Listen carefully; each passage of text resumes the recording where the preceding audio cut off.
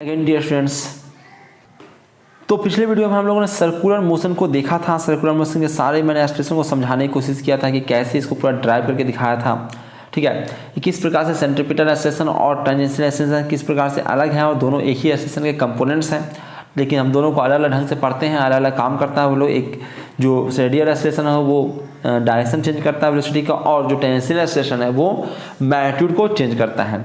ठीक है, आज हम लोग देख रहे हैं यूनिफॉर्म सर्कुलर मोशन। हम लोग पिछले वीडियो में देखा था कि एक्सप्रेशन जो है ए आर वो होता है आर ओमेगा स्क्वायर के बराबर, और ए टी होता है जो आर अल्फा के बराबर होता है। ठीक है भाई, सर्कुलर मोशन हो रहा है तो वेलोसिटी का डायरेक्शन तो मस्टली चेंज होगा ही होगा, इसलिए एक जो कंपोनेंट है एक्सप्रेशन का जो है रेडियल या सेंट्रीपिटल कंपोनेंट ऑफ एक्सप्रेशन है वो तो रहेगा ही रहेगा। हाँ, ये जीरो हो जा सकता है, टेंजेंशियल एक्सप्रेशन जीरो हो सकता है। अगर टेंजेंशियल एक्सप्रेशन जीरो हो जाए तो उसको हम कहते हैं यूनिफॉर्म सर्कुलर मोशन। ठीक है, तो आज हम लोग यही देखने वाले हैं uniform circular motion. Uniform circular motion में क्या होता है भाई, तो वेलोसिटी कांस्टेंट, वेलोसिटी तो कांस्टेंट कभी हो ही नहीं सकता है क्योंकि डायरेक्शन उसका बदल ही रहा है, तो वेलोसिटी का मैग्नीट्यूड कांस्टेंट होता है। यूनिफॉर्म सर्कुलर मोशन में याद रखिएगा कि वेलोसिटी का मैग्नीट्यूड कांस्टेंट होता है, यानी कि स्पीड कांस्टेंट होता है। ठीक है, ये आर ओमेगा के बराबर होता है। ठीक है, आर ओमेगा के बराबर होता है, और ओमेगा को हमको क्या रखना है, कांस्टेंट रखना है। ओमेगा तभी कांस्टेंट रहेगा जब अल्फा कांस्टेंट रहेगा। ठीक है, यानी कि टेंजेंशियल एक्सप्रेशन जीरो होगा। ठीक है, क्योंकि ऊपर मैंने दिखाई दिया था, मैं यहाँ पे लिख ही देता हूँ कि जो ए टी होता है वो किसके बराबर होता है, अल्फा इंटू आर के बराबर होता है। ठीक है, ए टी जो होता है अल्फा इंटू आर के बराबर होता है, तो हमको नहीं भी का जो भी का मैग्नीट्यूड बदलना नहीं चाहिए, तो भी होता है आर इंटू ओमेगा के बराबर, ओमेगा नहीं बदलना चाहिए क्योंकि आर तो कांस्टेंट रहेगा ही, एक ही सर्किल में घूम रहा है, तो ओमेगा नहीं बदलना चाहिए। ओमेगा नहीं बदलेगा तभी नहीं बदलेगा जब अल्फा नहीं बदलेगा, उसके पास कोई एंगुलर एक्सप्रेशन ना हो। ठीक है, यानी कि ए टी ना हो, कोई टेंजेंशियल एक्सप्रेशन उसके पास ना हो। ठीक है, यानी कि जो उसके पास जो टोटल सर्कुलर मोशन में एक्सप्रेशन हो वो सिर्फ और सिर्फ उसके पास रेडियल एक्सप्रेशन हो और कोई एक्सप्रेशन उसके पास ना हो, तो इसके ऐसे को हम कहते हैं यूनिफॉर्म सर्कुलर मोशन। तो इसी यूनिफॉर्म सर्कुलर मोशन को बहुत सारे नए नए ऑप्शंस देके पूछता है कि भैया उसका वेलोसिटी कांस्टेंट है, क्या वो यूनिफॉर्म सर्कुलर मोशन है? बिल्कुल है, वेलोसिटी तो कभी कांस्टेंट हो ही नहीं सकता है खैर सर्कुलर मोशन में, तो वो कहेगा स्पीड कांस्टेंट है या वेलोसिटी का मैग्नीट्यूड कांस्टेंट है। फिर कहेगा ओमेगा कांस्टेंट है, क्या ये यूनिफॉर्म सर्कुलर मोशन है? बिल्कुल है। ठीक है, अल्फा जीरो है, क्या वो यूनिफॉर्म सर्कुलर मोशन है? बिल्कुल है। ए टी जीरो है, क्या वो यूनिफॉर्म सर्कुलर मोशन है? बिल्कुल है। ठीक है, इस प्रकार से आपको दिया जाता है। तो काइनेमेटिक्स हो गया, आप थोड़ा सा डायनेमिक्स की तरफ लौटते हैं, आप फोर्स को देखते हैं। ठीक है, तो फोर्स को देखते हैं कि इसमें हमने देख लिया कि एक्सलेशन है, तो एक्सलेशन है तो उधर फोर्स भी होगा, बिना फोर्स के एक्सलेशन तो आएगा नहीं। ठीक है, तो यहाँ पे देखते हैं कि अगर हम रोटेशन की बात करें तो रिजल्टेंट फोर्स तो कभी भी जीरो नहीं हो सकता है, क्योंकि एक्सेलरेशन में सर्किल में घूमने के लिए एक एक्सेलरेशन जो उसका वेलोसिटी तो बदलेगा ही बदलेगा, उसका डायरेक्शन वेलोसिटी का तो बदल ही रहा है, वेलोसिटी का डायरेक्शन बदलेगा तो एक ना एक एक्सेलरेशन तो उसके पास होना ही होना है, कम से कम सेंट्रीपिटल एक्सेलरेशन तो होगा ही होगा। और अगर सेंट्रीपिटल एक्सेलरेशन है तो भाई एक्सेलरेशन अपने आप तो आएगा नहीं, कोई ना कोई फोर्स जरूर चाहिए। तो कभी भी रिजल्टेंट फोर्स सर्कुलर मोशन में जीरो नहीं हो सकता है, सबसे पहला चीज। तो यही सब बहुत ट्रिकी चीजें हैं जो बार बार पूछा जाता है एग्जाम्स में। ठीक है, तो कभी भी सर्कुलर मोशन में कभी भी फोर्स जीरो नहीं हो सकता है। ठीक है, तो अगर सेंट्रीपिटल फोर्स की बात करें, सेंट्रीपिटल फोर्स तो कम से कम होगा ही होगा। अगर यूनिफॉर्म सर्कुलर मोशन है तो ऑब्वियस बात टेंजेंशियल एक्सलेशन जीरो होगा, tangential component of acceleration zero होगा, यानी टेंजेंट की डायरेक्शन में कोई फोर्स नहीं होगा। हो सकता है ऐसा यूनिफॉर्म अगर सर्कुलर मोशन है तब, पर सेंट्रीपिटल फोर्स तो होगा ही होगा। ठीक है, सेंट्रीपिटल फोर्स मैंने पहले ही बताया था जब वीडियो स्टार्ट किया था सर्कुलर मोशन का, कि सेंट्रीपिटल फोर्स नाम का कोई फोर्स होता ही नहीं है।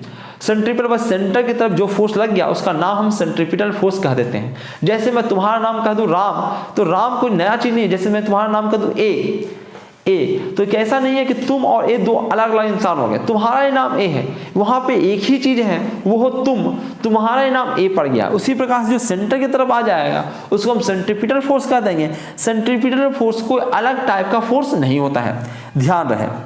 ठीक है, ऐसा नहीं कुछ क्या करते हैं, क्या मिस्टेक करते हैं मैं बताऊंगा क्वेश्चन में, कि बच्चे क्या करते हैं सारे फोर्स लगा देते हैं और एक एक्स्ट्रा फोर्स लगा देते हैं सेंट्रीपिटल फोर्स। अरे जो फोर्स है उसी फोर्स को हम सेंट्रीपिटल फोर्स कहेंगे जो सेंटर की तरफ लगेगा, ना कि हम सेंट्रीपिटल फोर्स एक अलग से फोर्स उसमें डाल देंगे, ऐसा नहीं है।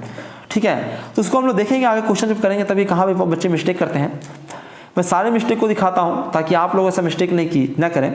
तो देखो कम से कम एक तो एक्सेलरेशन कंपोनेंट होगा ही, और किधर होगा वो होगा सेंटर की डायरेक्शन में। तो अगर यूनिफॉर्म सर्कुलर मोशन हो रहा है जिसकी हम बात कर रहे हैं, यूनिफॉर्म सर्कुलर मोशन में भैया टेंजेंशियल एक्सलेशन नहीं होगा, तो उसके पास एक ही फोर्स होगा, वो होगा सेंटर की तरफ, ठीक है, और उसको हम सेंट्रीपिटल फोर्स करेंगे और ये होगा mass into acceleration. Second law से मास इंटू एक्सेलरेशन के बराबर, और एक्सेलरेशन कौन सा, सिर्फ और सिर्फ रेडियल एक्सेलरेशन या फिर कहिए कि टेंजेंसी, सॉरी रेडियल एक्सेलरेशन कहिए या फिर सेंट्रीपिटल एक्सेलरेशन कहिए या फिर नॉर्मल एक्सेलरेशन कहिए।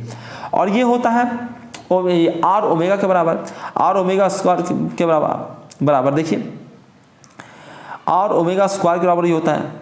तो वहाँ से हम लोग ये डाल देंगे ए का वैल्यू, ठीक है, ए का वैल्यू हम लोग डाल देंगे यहाँ पे, तो ये हो जाएगा एम आर ओमेगा स्क्वायर, और इसका डायरेक्शन भी हम लोग पता है माइनस आर कैप के डायरेक्शन में, यानी कि ये सेंटर की तरफ होगा, ठीक है। जो रेडियस का डायरेक्शन होता है वो बाहर की तरफ होता है और ये माइनस लगाओ यानी कि अंदर की तरफ होगा। तो डायरेक्शन भी पता लग गया हमें और मैग्नीट्यूड भी पता लग गया। हाँ, अगर यूनिफॉर्म सर्कुलर मोशन ना हो रहा हो तो टेंजेंशियल एक्सेलरेशन है तो टेंजेंट के डायरेक्शन में भी एक फोर्स होगा, उसको हम टेंजेंशियल फोर्स कहते हैं, ठीक है। तो एफ आर टी मैं उसको कह रहा हूँ, और ये होगा मास इनटू टेंजेंशियल एक्सेलरेशन, ठीक है, सेकेंड लॉ से। तो यहाँ पे सारे फोर्सेस आपके क्लियर हो गए होंगे, ठीक है। जरा सारे फोर्सेस के कारण हम लोग ज़्यादा देख लेते हैं। मैं यहाँ पर सेंट्रीफ्यूगल फोर्स नाम का चीज़ें पढ़ा ही नहीं रहा, बेकार में कंफ्यूजन क्रिएट करता है। वो सूडो फोर्स है।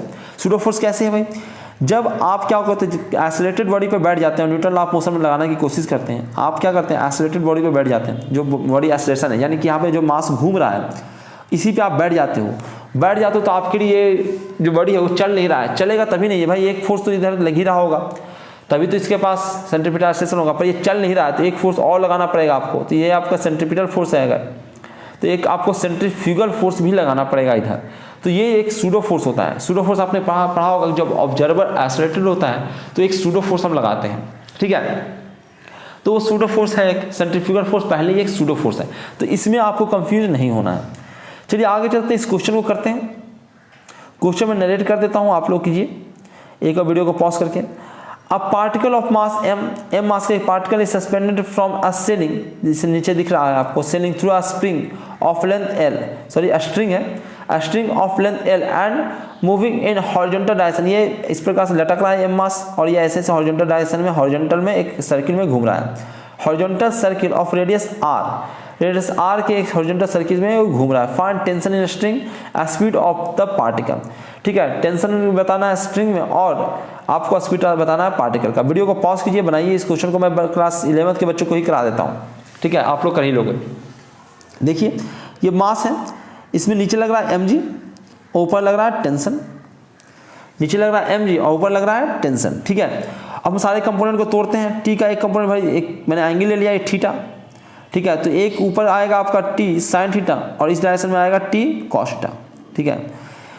मैं जैसा कि पहले बता चुका हूँ कि टेंजेंशियल ये सेंट्रीपिटल फोर्स जैसा कुछ कोई फोर्स नहीं होता है, जो फोर्स सेंटर की तरफ लगता है उसी को हम सेंट्रीपिटल फोर्स कर देते हैं और वो mv²/r के बराबर होता है, ठीक है। अभी मैंने बताया है मैंने कि सेंट्रीपिटल जो फोर्स होता है, सेंट्रीपिटल फोर्स होता है m²r के बराबर होता है।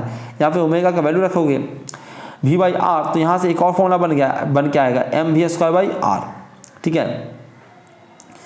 तो ये आपको याद रखना है, ठीक है। पर ये ध्यान रखना है कि ये कोई नया फोर्स नहीं है, जो फोर्स लगेगा वो इसके बराबर होगा, ठीक है। ये नया फोर्स एक जबरदस्ती का मत लगा देना। देखो मैं कहीं पे देखो यहाँ पे ये सर्किल में घूम रहा है, क्या मैं इस पर कोई सेंट्रीपिटल फोर्स लगा रहा हूँ? क्या नहीं लगा रहा हूँ, लगा रहा हूँ क्या कोई सेंट्रीपिटल फोर्स? मैंने एक ही फोर्स दिया, टेंशन लग रहा है और इसी टेंशन का एक कंपोनेंट जो इधर आया है उसी को हमने क्या किया है, यही जो है टी कॉस थीटा, ये जो टी कॉस थीटा है इसी को मैं कहूँ कि यही सेंट्रीपिटल फोर्स है, ठीक है। मैंने सेंट्रीपिटल फोर्स mv²/r कोई फोर्स नहीं लगाया इस पे, मैंने जो फोर्स लग रहा है उसी को मैंने सेंट्रीपिटल फोर्स कहा है और उसी को मैंने mv²/r के बराबर किया है, ठीक है। क्योंकि टी कॉस थीटा ही सेंट्रीपिटल फोर्स है, सेंट्रीपिटल फोर्स कोई नया फोर्स नहीं है जो इंट्रोड्यूस हो जाएगा यहाँ पे, ठीक है। ये बहुत ज़्यादा कंफ्यूजन होता है बच्चों में।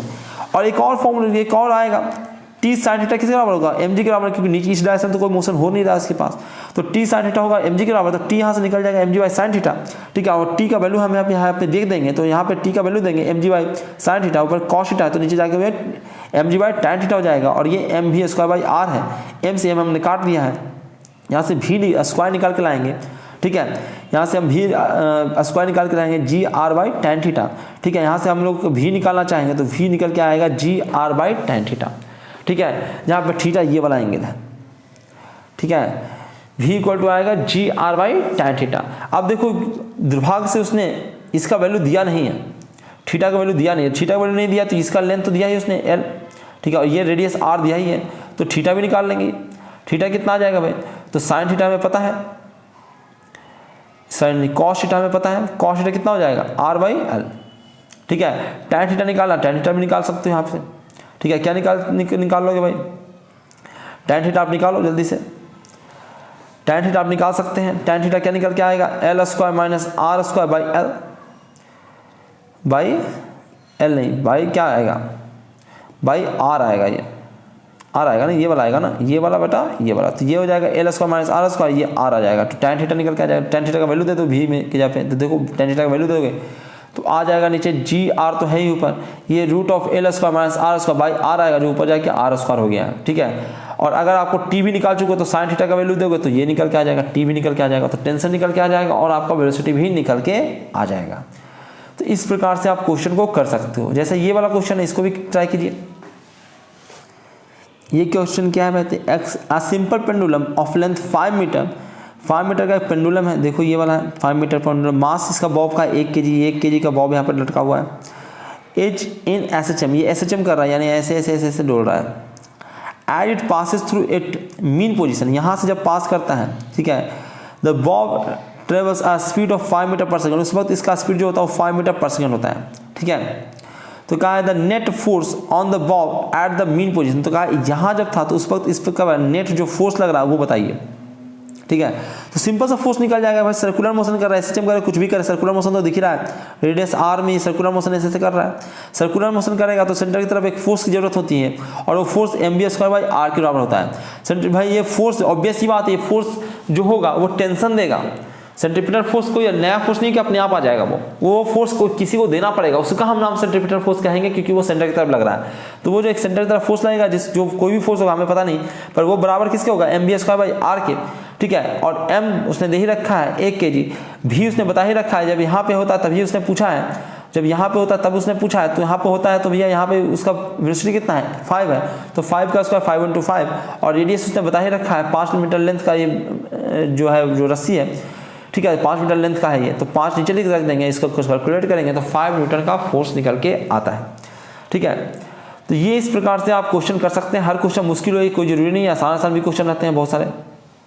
जैसे इस क्वेश्चन को मैं दिखाता हूँ आपको, a stone of mass m at the end of a string length जिसका l है, wire in the vertical circle में घूम रहा है, ये वर्टिकल सर्किल में एक हम पत्थर बांध के हम घुमा रहे हैं, ठीक है। At the constant speed the tension in the string will be maximum when the stone, तो भाई टेंशन कहाँ पे मैक्सिमम होगा, ये वर्टिकल सर्किल में ऐसे ऐसे घुमा रहा है, तो टेंशन कहाँ पे मैक्सिमम होगा, ठीक है, उस वक्त हमको निकालना है। तो कह रहा है कि at the top of circle, ऐसे जनरली ये मैं क्वेश्चन करा देता हूँ 11th क्लास में, ठीक है, और ये पूरे याद रहता है बच्चों को कहाँ पे टेंशन ज़्यादा होगा, फिर भी मैं तुम्हें करके दिखाता हूँ कहाँ पे ज़्यादा होगा, ये आप निकाल सकते हो, ठीक है।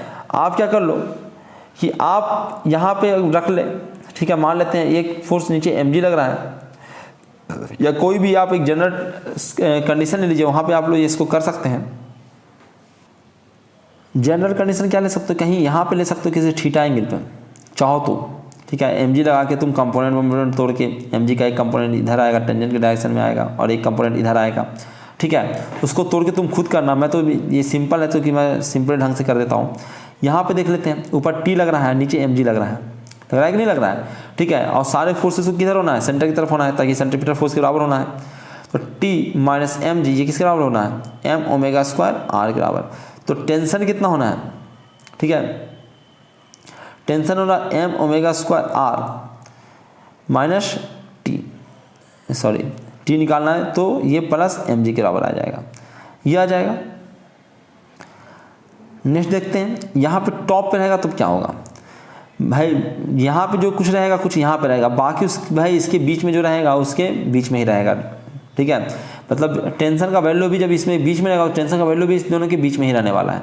तो यहाँ पे भी निकाल के देख लेते हैं। यहाँ पर नीचे की ओर भाई टेंशन नीचे क्यों लगेगा, टेंशन तो भैया सिर्फ खींचता ही है, टेंशन भी नीचे क्यों लगेगा, और mg भी नीचे की ओर लगेगा। तो t plus mg equal to m omega square r, ओमेगा तो फिक्सर है, ठीक है। तो t अगर निकाल के लाएंगे तो m omega square r minus mg आएगा। तो यहाँ पे माइनस mg आ रहा है और यहाँ पे प्लस mg आ रहा है, तो नीचे ही सबसे ज़्यादा रहेगा टेंशन, ऑब्वियस ही बात है। ठीक है। तो और बाकी पूरे के पूरे ट्रेवल में उन दोनों के बीच में रहेगा वैल्यू, यहाँ पे मिनिमम है, यहाँ पे मैक्सिमम है, तो बाकी उसमें बीच में रहेगा। तो कह रहा है कि भाई मैक्सिमम कहाँ रहेगा, तो at bottom of the circle, ठीक है। चाहो तो तुम कहीं भी जनरल कंडीशन पे भी लेके निकाल सकते हो थीटा वीटा लेके, ठीक है। यहाँ पे थोड़ा घिचपिच हो जाएगा, वो बने कॉम्प्लिकेटेड हो जाएगा, तो उसको आप लोग खुद से कीजिएगा और उसका सोल्यूशन मुझे भेजिएगा क्या आता है आपका। चूँकि मैं क्लास में करा देता हूँ तो मुझे पता है कि थोड़ा सा आपको कंपोनेंट तोड़ना पड़ेगा, नहीं तो हम लोग इसको नेक्स्ट वीडियो में करेंगे, देखेंगे कैसे हम लोग इसको कर सकते हैं, ठीक है। इस वीडियो में इतना ही रखते हैं, वीडियो को बड़ा नहीं करते हैं क्योंकि ताकि ये बोरिंग ना हो जाए आप लोगों के लिए। थोड़ा छोटा छोटा वीडियो बनाएंगे ताकि आप लोग देख पाएँ, इसको शेयर कर पाएँ, लाइक कर पाएँ, ठीक है। तो थैंक यू वेरी मच, इस वीडियो में इतना ही रखते हैं।